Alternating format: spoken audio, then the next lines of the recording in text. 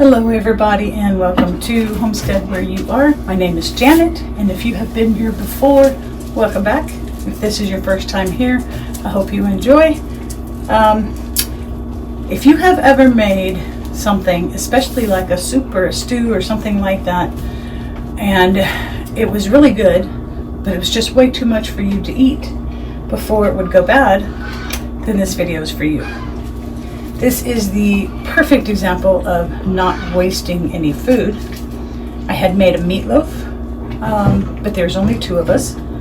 So we ate it that day and like a meatloaf sandwich the next day. And then we took the meatloaf, chopped it up, and turned it into a hamburger soup. And then we ate that for a day or so. And now there's still a little bit of it left, and it turned out really, really good. So my husband asked me if I could jar it up so that he could have it at a later date. So that's what I'm going to do today. So I just took this straight out of the refrigerator. So remember, if you are starting with a cold product, then you would start with cold jars, cold water, cold everything. So I'm going to give this a nice little stir because the fat that's in it settles at the top, and you know how it works when it sits in the refrigerator. So this is basically just, it was ground beef and pork sausage. Has some carrots and some potatoes and some corn and then some seasonings. It's pretty basic. But anyway, that is what we're going to be canning today. So I'm going to take my cold product and I'm going to start putting it in the jars.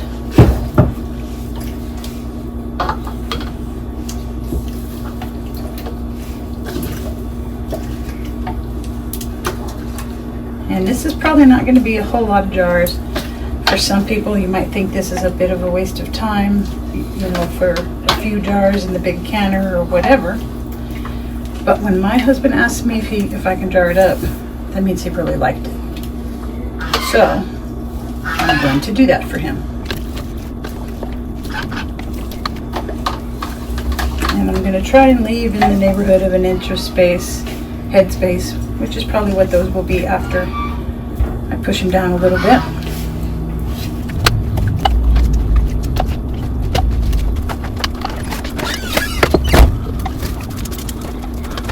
So it looks like this is going to be 4 pints, which, like I said, is not a whole lot, but you have to remember that I also work evenings. So there are times when he wants to eat something while I'm at work. This is the perfect kind of thing for him to just pour in a bowl and warm up, and voila, he's got something he can eat.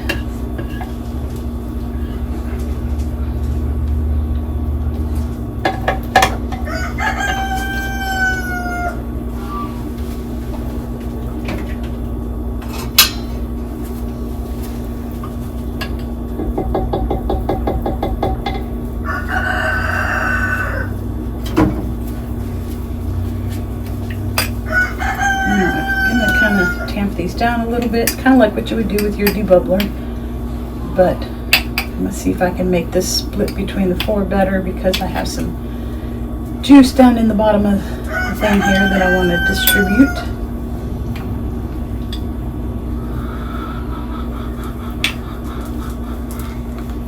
Alright, that looks pretty even, so I'm just going to take this, put some of this juicy goodness on the top.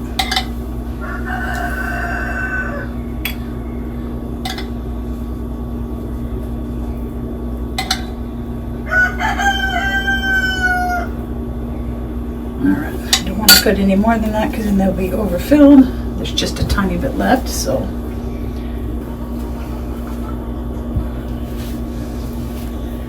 alright, so now I'm going to take my towel with some hot water and I'm going to wash the rims.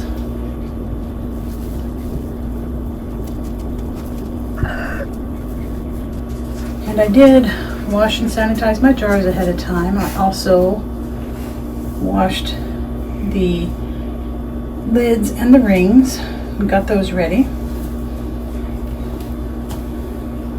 So I'm going to put the lids on.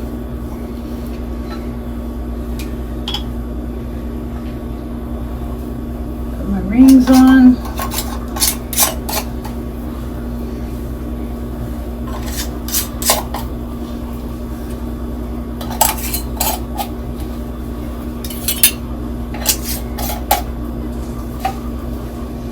And I'm going to set these down in the canner.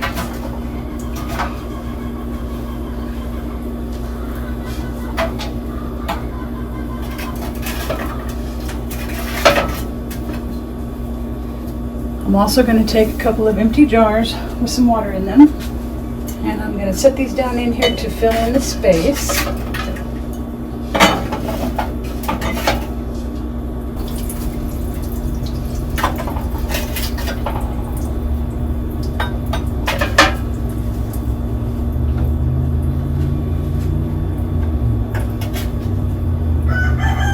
Okay, now I'm going to put some water in my canner, and remember, cold product, cold jar, cold water. Start from about the same for everything. And every canner should have a guideline. Sorry about that. Every canner should have a guideline for how much water goes in the bottom of it for pressure canning. And I've said this before, I've done this so much. First of all, I have like a permanent line on the inside that kind of tells me where to go. But I also know just by looking, because I've done this so many times. Alright, so now I'm going to turn my burner on.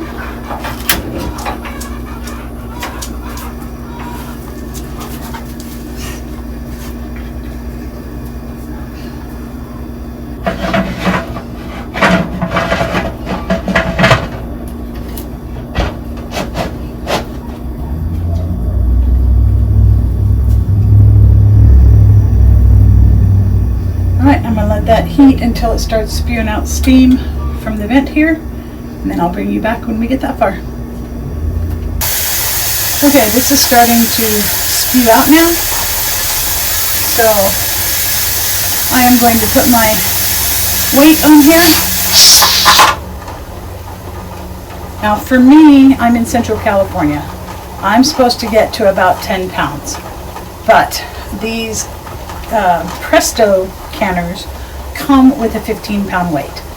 It's not going to hurt anything to go over in the weight. You just don't want to go under. So now I'm going to turn my burner down. And it's a hit or miss if you've never done this before. You kind of have to find where your sweet spot is. You know, you turn it down a little at a time so that you can figure out where it perfectly holds the pressure. Again, I have done this many times, so I know exactly where to go on my burner, which actually for this camp chef stove for me is all the way down as low as it will go. Anyway, so as soon as this gets to the 10 pounds, then I will start my timer.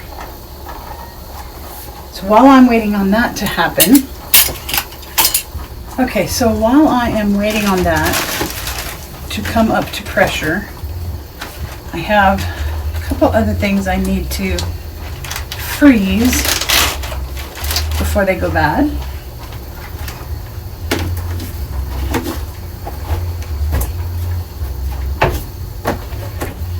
Okay, so the first one is just some lunch meat. Now, there is only 2 of us, so we don't eat sandwiches a whole lot, but we do like to have sandwich meat on hand. So what I'm going to do is I'm just going to put, depending on what's in there, 3 or 4 pieces in a seal and meal bag and seal them and put them in the freezer so we can just take them out a little at a time, and then that way we're not wasting it, because this lunch meat is not cheap. It's kind of crazy if you ask me.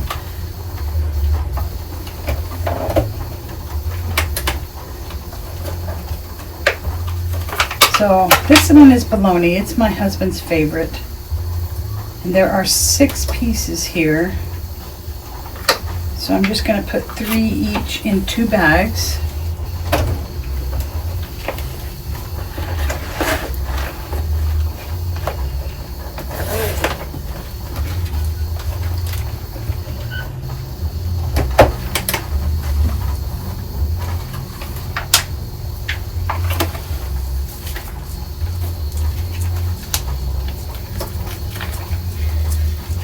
And again, this is another one of those things that just seems kind of crazy. Put 3 pieces of bologna in a little bag and put it in the freezer. But when you pay $5 or $6 for a package of bologna, and really on the bologna anyway, only one person is eating it, he doesn't eat it fast enough.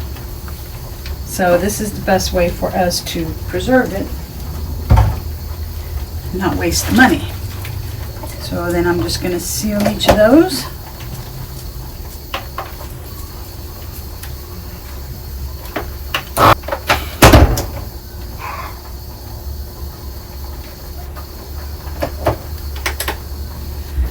I like to put a second seal, lift it, go up just above the seal that I just did, and put a second one in just in case, especially since these have a little bit of juices in them. So there's one.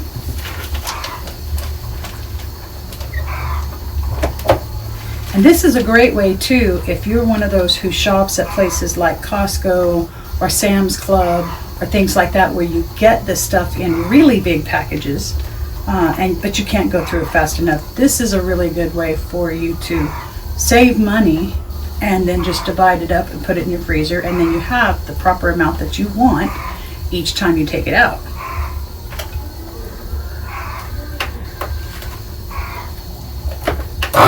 It's starting to get a little warm out here. It is, I think, 102 or 103 today.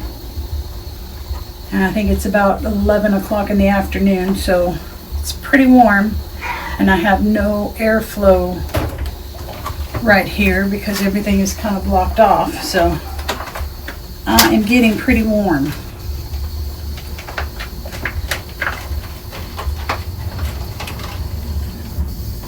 Alright, so this one is a ham and cheese loaf. 2, 3, 4, 6, 7, 8, 9, 10.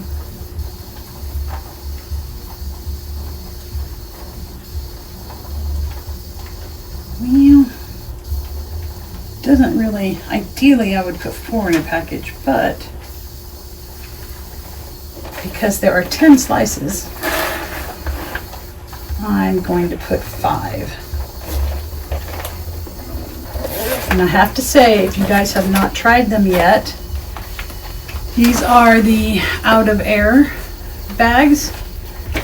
I have all sorts of different sizes and types, but this one is great for small packaging, and I love that it has the ready-made cutter on the box. These bags are wonderful, so if you have not tried them yet, I definitely recommend that you do that. And you can just go to, it says right on here, outofair.com to place your order. I don't have an affiliate link or anything like that. I'm just suggesting because I really like them. There's that one.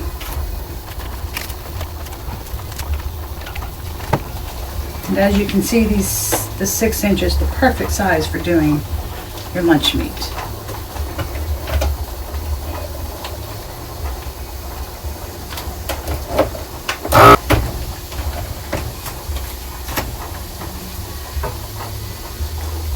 Alright, and then one more item. Alright, and this one's going to require the wider roll.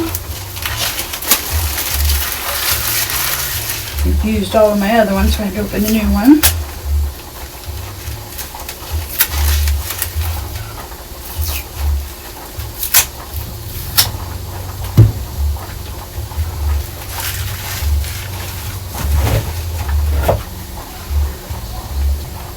Alright, this one doesn't have the cutter on it, so I gotta kind of measure. I gotta give plenty of space on this because of the height.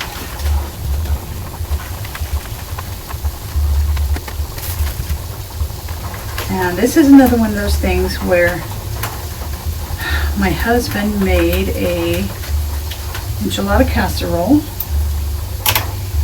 And again, there's only 2 of us. We can only eat so much of it. So there is enough left for me to divide what's left in half. I'll put it in these 2 containers and also seal them.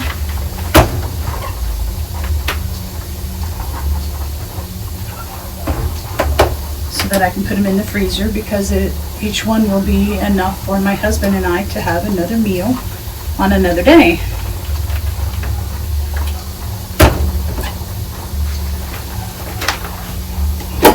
So,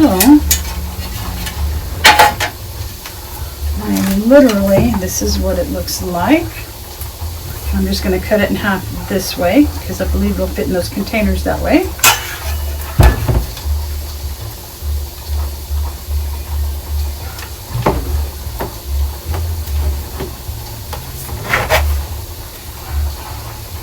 There's one.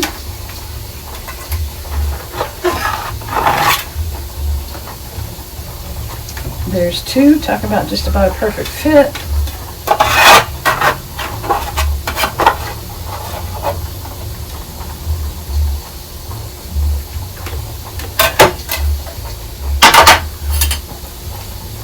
Alright, now I'm not going to put the lid on these. This was just for keeping shaped since they're not frozen. Plus it's easier. Kind of wondering. I think I could have got 2 out of this one bag. So let's see.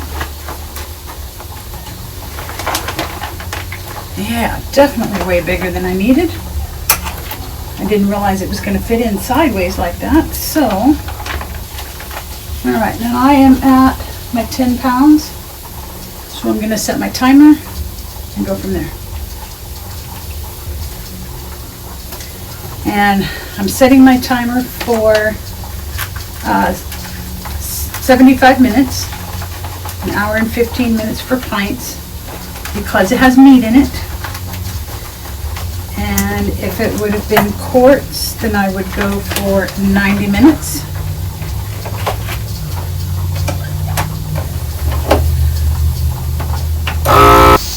And my canner is actually hitting 15 pounds now. As I said, these come with a 15-pound weight, so it's going to start jiggling and all that fun stuff. I had to turn it up a little bit to get it going a while ago, so I think I have to turn it back down. Keep an eye on it.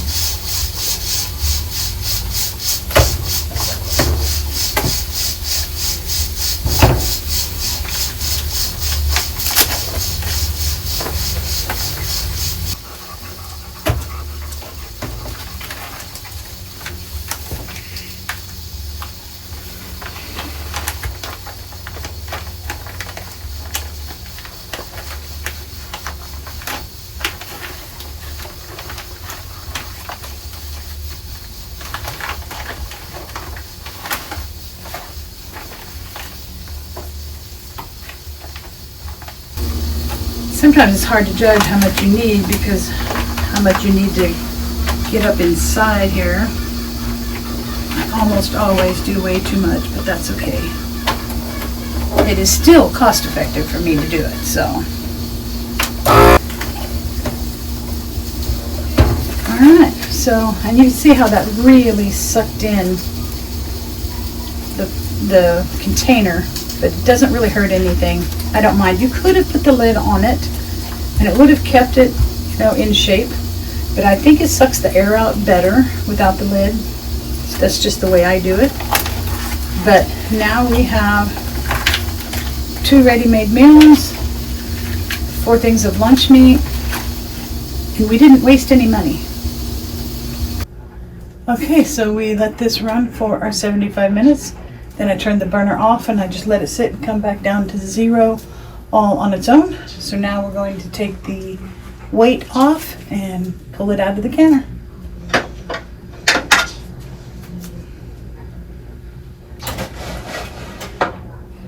Always open away from you because very hot steam will be coming out.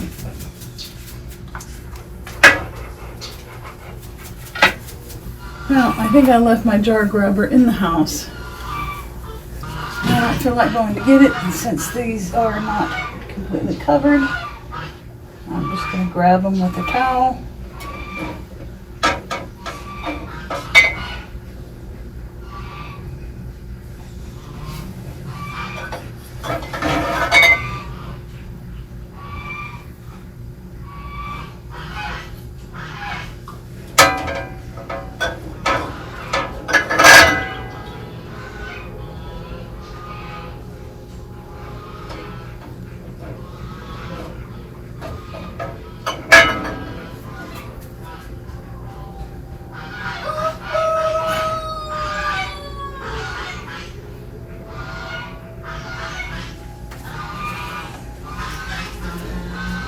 And there we have it.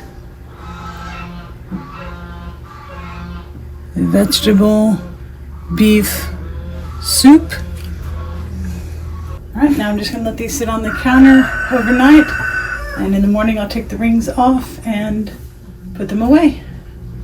So there you go, just another way to save money and not waste anything that you have. Like I said, this started off as a meatloaf, then was turned into a soup, and then now was canned what was left. So thank you to everyone who stuck around and watched the whole thing.